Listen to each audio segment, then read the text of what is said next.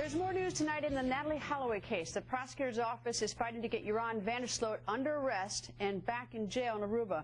And it's up to Yaron's lawyers to fight this new appeal from the prosecutor. What are Yaron's lawyers up to, and what will they say to keep him out of jail? Joining us live in Aruba is Jossie Mansour, managing editor of Diario newspaper. Jossie, where does it stand? The prosecutor lost his first-round effort to lock up Yaron, and he then appealed to three judges. Where does it stand now?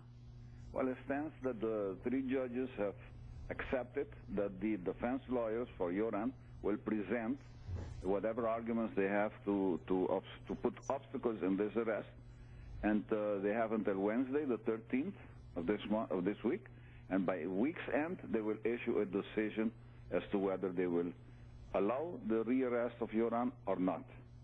Now, the judges, is that certain that the judge will issue a decision, the three-judge panel, by Thursday or Friday, or is that just what everyone, the prosecutor, thinks is going to happen? No, that's what we got in the press release that the prosecution issued today.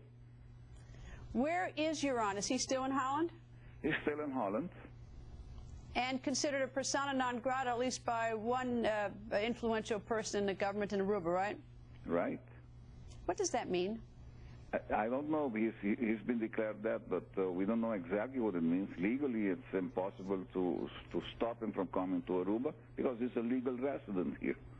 What it does mean, Greta, is that the attitude of people who were standing behind him before has changed, and they all want to see this man leave the island.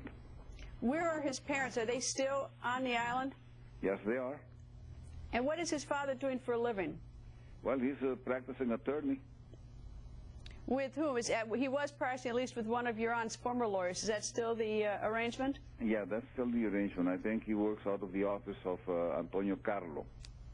Has there been sort of a whole sweeping change in sort of view among Arubans? And it's a terrible thing to sort of generalize, but at least I always thought that towards the end the people were not too pleased with Natalee Holloway's mother coming there, and they sort of thought that Yaron was a victim.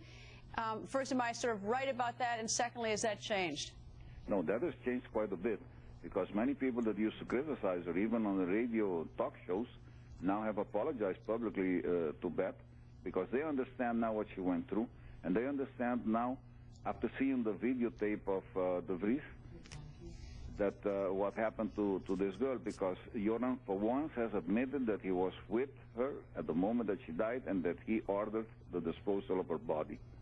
Do you hear anyone supporting Yaron's now statement in which he says that he was under the influence of marijuana and wine? Is there any sort of support for him that way on Aruba? Absolutely none. From all the reactions we have received now, he's been severely criticized for issuing this very silly excuse for what he said on that recording. In listening to the statement, I think, if I'm correct, that he's silent as to the Kelpo brothers. They seem to be totally out of the picture.